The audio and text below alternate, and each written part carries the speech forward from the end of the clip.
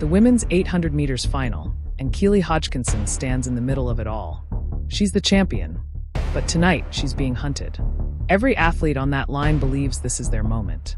It's not about pace, it's about nerve. And when that bell rings, we are going to find out who really wants it.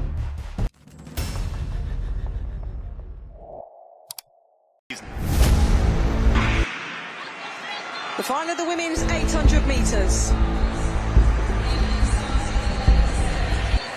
Keely Hodgkinson moving nicely into potentially a leading position as they go down the back straight for the first time.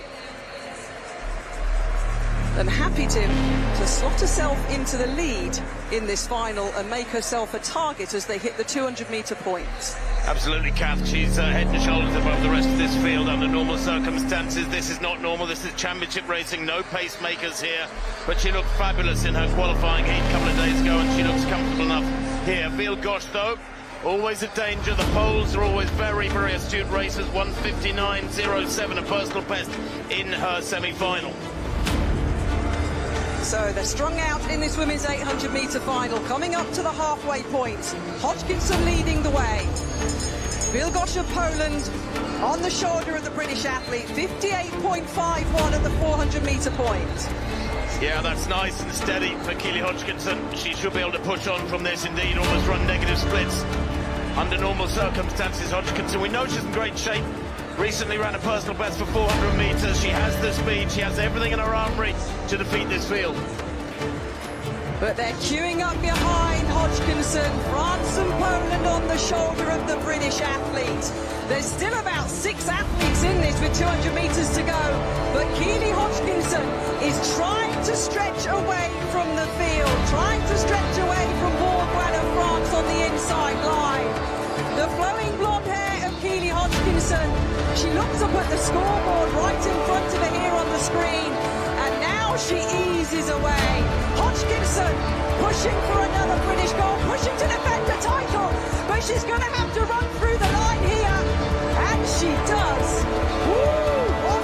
1:58.66. She looks up to the sky. Yashanova on the inside line, Tim. Wow.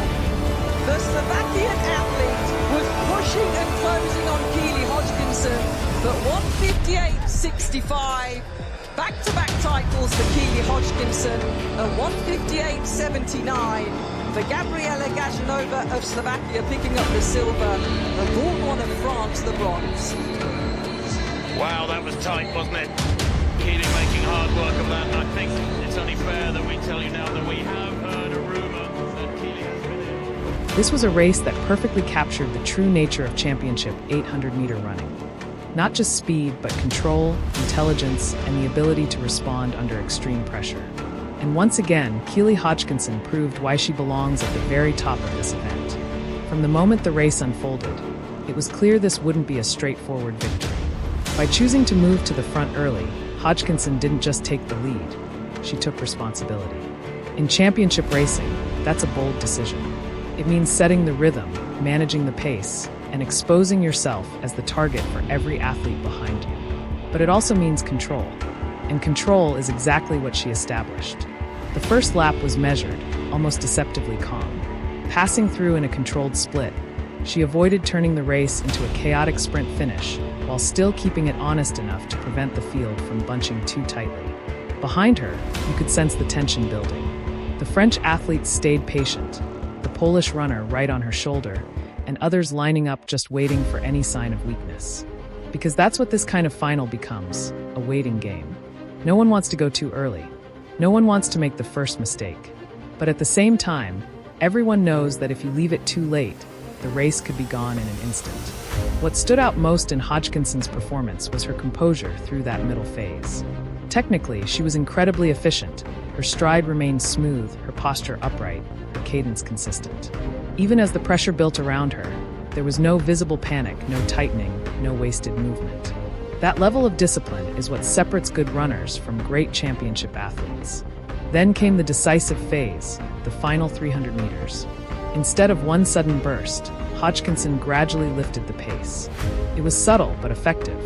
That kind of controlled acceleration forces everyone else into a difficult position. Either they respond immediately and risk burning out, or they hesitate and allow the gap to open. It's a psychological move as much as a physical one, and it stretched the field just enough. But this is where the race truly came alive. Into the final straight, the challenge came hard. The inside line opened, and suddenly there was real momentum building from behind. You could see it, the gap closing stride by stride. For a brief moment, it genuinely looked like the race might slip away in the final meters. And that's where composure becomes everything. Hodgkinson didn't look across. She didn't break her rhythm. She didn't panic. Instead, she focused forward, held her form, and kept driving all the way through the line. Those small details, maintaining mechanics, resisting the urge to react emotionally, made the difference between winning and losing.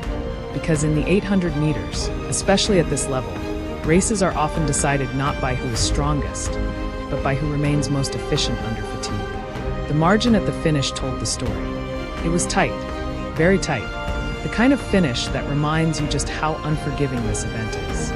One small error, one mistimed move, one moment of hesitation, and the outcome changes completely. And that's what makes this performance so significant. This wasn't about running the fastest time of her life. It wasn't about dominating the field from start to finish.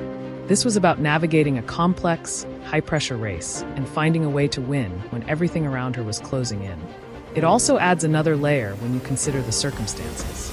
Knowing that she may not have been at 100% physically makes this victory even more impressive. Because now it's not just a demonstration of physical ability. It's a demonstration of resilience, adaptability, and mental strength. And beyond the individual victory, this race highlighted something bigger. The depth and evolution of women's middle distance running in Europe. The challengers are getting stronger. The finishes are getting tighter. The margins are getting smaller. There are no easy races at this level anymore. For the silver medalist, that late surge was a statement in itself. A sign that the gap is closing and that future races will be even more competitive. For the rest of the field, it's a reminder that in championship racing, positioning and timing are just as important as raw speed. But for Keely Hodgkinson, this race means something very specific. It confirms that she is no longer just a fast athlete. She is a complete championship runner. Someone who can lead, someone who can adapt, someone who can absorb pressure, and most importantly, someone who can still win when everything is on the line. Back-to-back titles don't happen by accident. They're built on consistency, intelligence, and the ability to execute when it matters most. And in Rome, under pressure, with challengers closing fast and the margin almost gone, she did exactly that. She found a way, and that is what champions do. What a finish from Keely Hodgkinson. Like, subscribe, and stay tuned. More big races coming.